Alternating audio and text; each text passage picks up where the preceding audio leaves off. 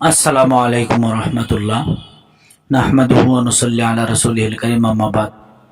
প্রিয় দেশবাসী ও সম্মানিত সাংবাদিক ভাইয়েরা, আমি অনেক জুলুমের শিকার। আমাকে আপনারা দয়া করে আমাকে এই জুলুম থেকে বাঁচান। আমি প্রায় 1 বছর আগে লোকাল সাংবাদিক জহিরুলের সাথে আমার মাদ্রাসা নিয়ে একটা তর্ক বিতর্ক হয় শ্রীপুরে। গাজীপুর শ্রীপুর থানায় আমি একটা মাদ্রাসা করেছিলাম। ওই মাদ্রাসায় সাংবাদিক জহিরুলের বউ শিক্ষিকা ছিল। এই মাদ্রাসার প্রধান শিক্ষিকার সাথে তর্ক বিতর্ক করার কারণে সে মাদ্রাসা থেকে চলে যায়। আমি চেষ্টা করেছিলাম তাদেরকে মিলানোর জন্য, কিন্তু মিলে নাই।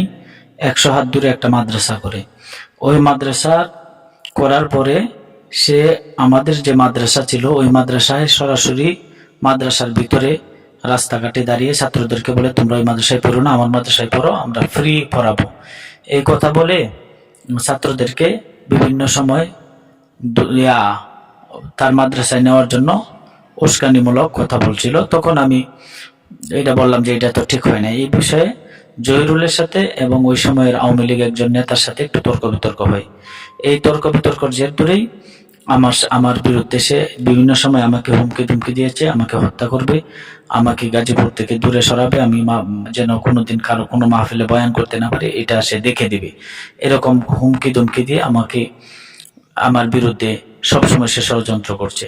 তো আমার কাছে তো বিভিন্ন সময় নারী পুরুষরা মাসআলা নিতে আসে। তো যে বিষয়টা, ওই যে মহিলাকে বলল যে আমি মহিলার সাথে মহিলা করেছি, বিবাহ করে মসজিদের সিঁড়িতে নাকি সহবাস করেছি, এই মহিলাকে আমি চিনিই না।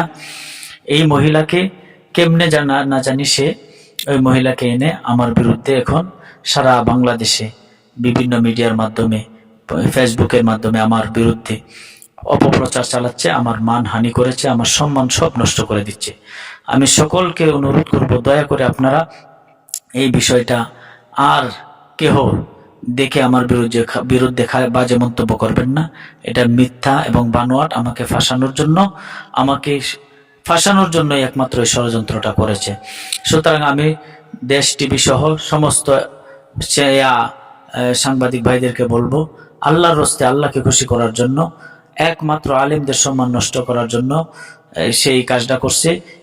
আপনার আলেমদের সম্মান যেভাবে রক্ষা হয়, এইভাবে দয়া করে আমাকে আপনারা একটু বাঁচান, আমার প্রতি একটু সুদৃষ্টি দেন।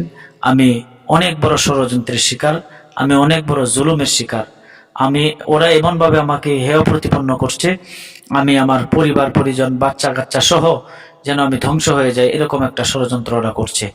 এবং যে ষড়যন্ত্র, আমি আল্লাহকে ছাড়া আর কোনো আমি রাস্তা দেখছি না। আমাকে আপনারা দয়া করে বাঁচান, আমাকে দয়া করে আপনারা এই ষড়যন্ত্র থেকে মুক্ত করুন। আমি আপনাদের সকলের কাছে এই ষড়যন্ত্রের বিচার চাই। প্রায় 1 বছর আগের যে হিলা বিয়ে, এটা আমার সাথে হয় না, আমি জানিও না। ওই বিষয়টা আমার কাছে তো অনেকে মাসআলা নিতে আসে, আমি ওই বিষয়টা আমি জানি না, ওই মহিলাকে চিনিও না। এই বিষয়ে আমাকে এখন বিভিন্নভাবে আমাকে ফাঁসানোর ষড়যন্ত্র করছে।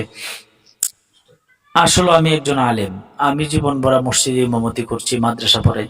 একজন হুজুর কি কোনোদিন এই কাজ করতে পারে যে মসজিদের সিঁড়ির ফাটার রত্তনে? এটা একটা আমার জন্য, আমার সম্মান যেন নষ্ট করা হয়।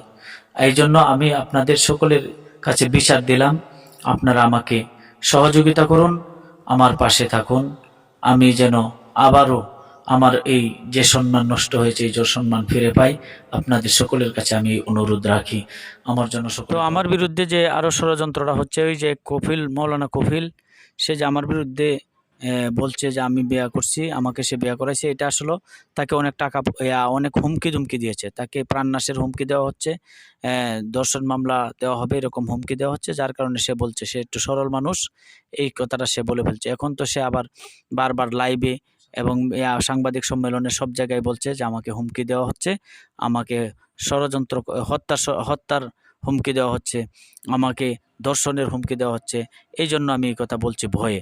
সুতরাং আপনারা, আর আমার কাছে যখন কেউ কোনো বিষয়ে জিগায় যে বিবাহ হওয়ার পরে দ্বিতীয়বার স্বামীর কাছে যাইতে পারবে কিনা, তো আমি তো এটা সঠিক মাসালা যেটা, এটাই বলবো, কোরআন সুন্নাহ হাদিসে যেটা আছে এটাই বলবো।